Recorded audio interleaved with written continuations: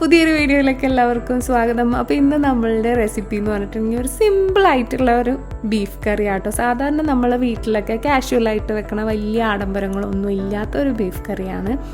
അപ്പോൾ ഇത് ചെയ്തെടുക്കാൻ വേണ്ടി ഞാനിവിടെ 1 കിലോ അളവിൽ ബീഫ് എടുത്തിട്ടുണ്ട് കേട്ടോ.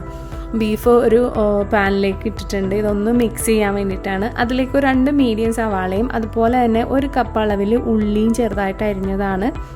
പിന്നെ അതിൻ്റെ കൂടെ ഞാനൊരു 1.5 ടേബിൾ സ്പൂൺ അളവിൽ ഇഞ്ചി വെളുത്തുള്ളിയും പച്ചമുളകും കൂടെ മിക്സിയിൽ നന്നായിട്ടൊന്ന് ക്രഷ് ചെയ്തിട്ട് എടുത്തിട്ടുണ്ടായിരുന്നു. അതും കൂടെ ചേർത്ത് കൊടുത്തിട്ടുണ്ട്. പച്ചമുളക് ഒരു 3 അത്യാവശ്യം എരിവുള്ളതാണ് കേട്ടോ. അപ്പോൾ ഇത്രയും സാധനങ്ങൾ ചേർത്ത് കൊടുത്തു കഴിഞ്ഞാൽ നമുക്കിതിലേക്ക് പൊടികളിടാം. അപ്പോൾ ഞാനിവിടെ മല്ലിപ്പൊടി ഒരു 2.5 ടേബിൾ സ്പൂൺ അളവിലാട്ടോ ഞാൻ ഇട്ടേക്കണത്. അതിൻ്റെ കൂടെ 1 ടേബിൾ സ്പൂൺ ഫുള്ളായിട്ട് അത്യാവശ്യം എരിവുള്ള മുളക് പൊടിയും കൂടി ചേർത്ത് കൊടുക്കുന്നുണ്ട്. ഇനി നമുക്ക് ഒരു 1/2 ടീസ്പൂൺ അളവിൽ മഞ്ഞൾപ്പൊടി ചേർത്ത് കൊടുക്കാം. പിന്നെ നമ്മളിതിലേക്ക് ചേർക്കണം ഒരു 3/4 ടീസ്പൂൺ അളവിൽ ഗരം മസാലയാണ്. ഇനി ഓരോ സ്പൈസി കൂടുതലായിട്ട് ആവശ്യമുള്ളവർക്കാണെന്നുണ്ടെങ്കിൽ ഒരു 3/4 ടീസ്പൂണിൻ്റെ ഇടയ്ക്ക് അളവിൽ കുരുമുളക് പൊടി കൂടി ചേർത്ത് കൊടുക്കാം. പിന്നെ ആവശ്യത്തിന് ഉപ്പ്. പിന്നെ നമ്മളിതിലേക്ക് ചേർക്കുന്നത് കുറച്ച് വെളിച്ചെണ്ണയാണ്. ഞാനിവിടെ ഒരു 1.5 ടേബിൾ സ്പൂൺ അളവിൽ വെളിച്ചെണ്ണ ചേർക്കുന്നുണ്ട് കേട്ടോ.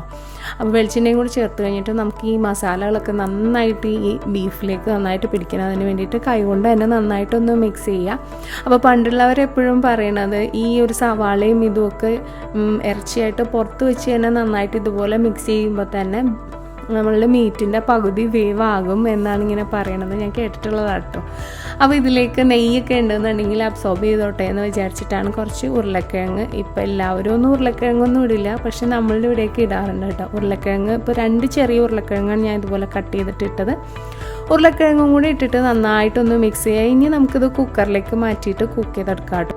ഇത് ഞാൻ ഇനി കുക്കറിലേക്ക് മാറ്റിയിട്ട് ഒറ്റ വിസിൽ കഴിഞ്ഞ് കഴിഞ്ഞിട്ട് ഫുൾ ഫ്ലെയിമിൽ ഒരു വിസിൽ, അത് കഴിഞ്ഞിട്ട് ഒരു മീഡിയം ഫ്ലെയിമിൽ ഒരു 20 മിനിറ്റ് കഴിഞ്ഞ് കഴിഞ്ഞാൽ കറക്റ്റായിട്ട് നമ്മളുടെ ബീഫൊക്കെ കുക്കായി കിട്ടും. ഇപ്പോൾ നമ്മൾ ഒട്ടും വെള്ളം ഒഴിക്കാതെ തന്നെ ഇത്രയും ഗ്രേവി ഇതിനകത്തുണ്ട്. അപ്പോൾ നന്നായിട്ട് മിക്സ് ചെയ്തിട്ട് എടുക്കുകയാണെന്നുണ്ടെങ്കിൽ സവാളയൊക്കെ നല്ല കുറുകി നല്ല തിക്കായിട്ടുള്ള ഗ്രേവി തന്നെ കിട്ടും. ഒട്ടും വെള്ളം ഒഴിക്കേണ്ട ആവശ്യമില്ല കേട്ടോ. ഇതിപ്പോൾ ഞാൻ വളരെ സിമ്പിളായിട്ടാണ് ചെയ്തെടുത്തേക്കണം. നിങ്ങളിൽ പലരും ഇതിൽ നന്നായിട്ടൊക്കെ കുക്ക് ചെയ്യുന്നുണ്ടാവും. അപ്പോൾ ഞാൻ ഇതിന് മുന്നേ ഒരു വീഡിയോയുടെ കമൻറ്റിൽ കണ്ടിരുന്നു സിമ്പിളായിട്ടുള്ള ബീഫ് കറി ഒന്ന് ചെയ്യാൻ വേണ്ടിയിട്ട്. പലർക്കും ബിഗ്നേഴ്സിന് പലർക്കും പൊടികൾ ഇടുന്ന സമയം വരുമ്പോൾ വളരെ ഡൗട്ടാണ്. അതുകൊണ്ടിട്ടാണ് ഞാൻ ഈ ഒരു റെസിപ്പി വളരെ സിമ്പിളായിട്ടുള്ളതല്ലേ അപ്പോൾ ഈ ഒരു റെസിപ്പി ചെയ്തത്. അപ്പോൾ ഈ റെസിപ്പി ഇഷ്ടമായിട്ടുണ്ടെങ്കിൽ തീർച്ചയായിട്ടും വീഡിയോ ഒന്ന് ലൈക്ക് ചെയ്തേക്കാം. അപ്പോൾ ബിഗ്നേഴ്സായിട്ട് ആരെങ്കിലും ഉണ്ടെന്നുണ്ടെങ്കിൽ നിങ്ങളുടെ ഫ്രണ്ട്സിനേക്കും ഫാമിലി മെമ്പേഴ്സിലേക്കും ഒന്ന് ഷെയർ ചെയ്തേക്കാം കേട്ടോ. ഇതുപോലുള്ള നല്ല സിമ്പിളായിട്ടുള്ള ഒരുപാട് കുഞ്ഞു റെസിപ്പീസും കുറേ പൊടിക്കൈകളും ഒക്കെ നമ്മൾ ഇതിന് മുന്നേ ഈ പേജിലേക്ക് അപ്ലോഡ് ചെയ്തിട്ടുണ്ട്. അപ്പോൾ ആദ്യമായിട്ട് കാണുന്നവരാണെന്നുണ്ടെങ്കിൽ പേജ് ഒന്ന് ഫോളോ ചെയ്തിട്ട് ലൈക്ക് ചെയ്തേക്കാം. അപ്പോൾ ഇതുപോലുള്ള നല്ല അടിപൊളി വീഡിയോസുമായിട്ട് ഇനിയും കാണുന്നവരെ stay safe, take care, by.